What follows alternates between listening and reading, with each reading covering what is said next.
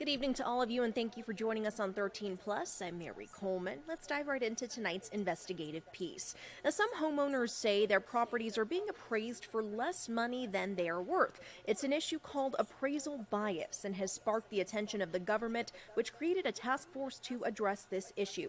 Investigative reporter Carice Jackman looks into cases of alleged housing discrimination and what's being done for those being undervalued.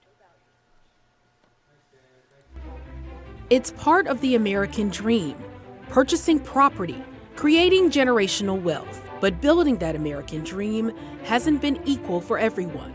Terry Horton says he experienced this firsthand in 2022. I wanted to give him the benefit of the doubt. Part of Horton's American dream as a landlord and owner of Horton Visionary Properties was to make affordable housing units available for people in his Cincinnati community. It's why he decided to refinance his property in order to finance his dream project. To do that, Horton had to go through an appraisal process, which allows banks to determine the value of a property. Initially, the lender gave me an estimated value of $500,000 because at the time, the interest rates was low and it was a booming market. But when he got his appraisal back, Horton says it was a lot less than what he expected. The value was appraised at $359,000. That $141,000 difference from the initial estimate is what's called an appraisal gap. Appraisal gaps create a few problems: buyers backing out of a home sale, or, as in Horton's case, banks being reluctant to lend more money than an asset is supposedly worth. I discovered there were some errors in the rental payments and in the square footage. And as I started to review the appraisal, I found other errors. He also had 2 additional appraisals done on the property. Both of them came back with values higher than $359,000. Still, Horton says the lender refused to acknowledge those new valuations. Horton began to wonder if he was lowballed because of his race. Unfortunately, this is a problem that is truly pervasive throughout the nation. Sharon McGowan, Horton's attorney, helped him file a complaint with the U.S. Department of Housing and Urban Development, or HUD.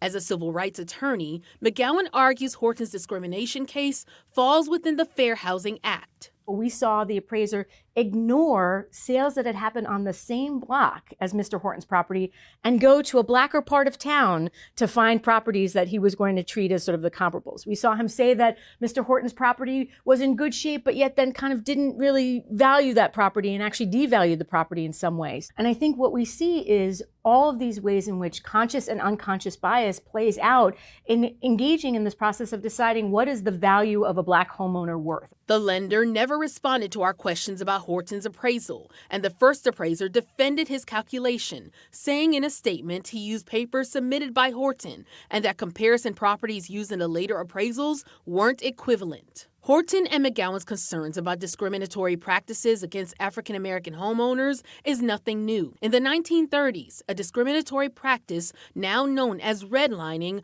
blocked access to mortgages and other loans to entire communities, primarily those of color. Federal officials created a manual for lenders that graded neighborhoods on the financial risk of a property loan in that area. Grades heavily influenced by the race and ethnicity of those living there. Areas that were considered the best investments received an A and green shading on the map. On the other end, areas in red were deemed the riskiest or least desirable. In the explanations for low grades, federal assessors often reference the presence of African Americans, immigrants, and other minority groups as threats to the stability of property values. While the federal program that produced the maps ended in the 1940s, experts say those systemic red walls still linger to this day, including in the appraisal process. I think that this is sort of just in many ways sort of a different version of redlining, in the sense of actually sort of engaging in the appraisal of black properties in a way that is inherently always sort of drawing down its value because of the blackness of the homeowner or because of the blackness of the neighborhood. And this is one of those things that it really needs a federal response as well as a local response. Our national investigative team reviewed federal data on home appraisals from 2013 to 2021.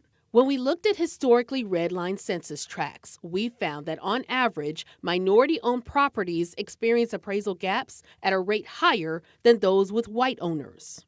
Low valuations, often with high financial consequences. For example, when we looked at minority-owned 3-bedroom homes in red-line areas, we found when there was an appraisal gap, the difference was often more than $10,000, up to $60,000 in some cases. We're taking measures and considering options to stamp out appraisal bias. Zixta Martinez is Deputy Director of the Consumer Financial Protection Bureau and is on the task force charged with increasing fairness in the lending and valuation process. Where you live is a sense of security and a sense of who you are. And systematic undervaluation of neighborhoods and communicates detrimental messaging to the people who live there and has a real toll on people. Just because that we have disparities in outcomes, it doesn't necessarily imply the reason is racial bias. Tobias Peter is the co-director of the Housing Center at the American Enterprise Institute. We think that there are plenty of other explanations like locational differences, market conditions, quality of home upkeep that may explain some of these differences. So market conditions clearly matter. But Investigate TV found multiple examples across the country of identified cases of appraisal bias. In Kentucky, an appraiser surrendered her license after describing a town as having, quote, a black race population above state average. The state and the Freddie Mac appraiser quality monitoring team found this language subjective, racial, or stereotypical, which is prohibited by real estate appraisal standards. For African Americans, no matter where they live, they feel like they're facing racial bias. It doesn't matter if you're in a black community, white community, majority, minority community. It's something that's going to affect them. What should be done to address that? I think that's a huge problem. And I think what would help is if we were to provide data and data that would show that the problem is it's not systemic, but that there are bad apples. But our team found many states don't track bias-related appraisal complaints or don't make the information public. There's a lack of minority appraisers that would really help the situation. Thaddeus Dawson is the president of 10K Black Appraisers and 10K Minority Appraisers Foundation, 2 organizations working to make sure people of color are represented in the industry by offering training programs, paid internships, and other opportunities to young people. And unfortunately, due to the bias and discrimination, people of color have lost a tremendous amount of equity that they will never, ever be able to recover. So that equity is what separates you from poverty and opens up legacies. As for Horton's dream, for now, it'll have to wait. By the time Horton's lender finally acknowledged one of the other appraisals and offered him a refinance plan, the interest rates had risen and were too high to complete his American dream. It was my goal, and I'll continue to strive to do that. But I also want to make sure that this doesn't happen to anyone else. Win or lose, Horton says he'll continue pushing for fair and equitable appraisals so other minority homeowners aren't left feeling undervalued.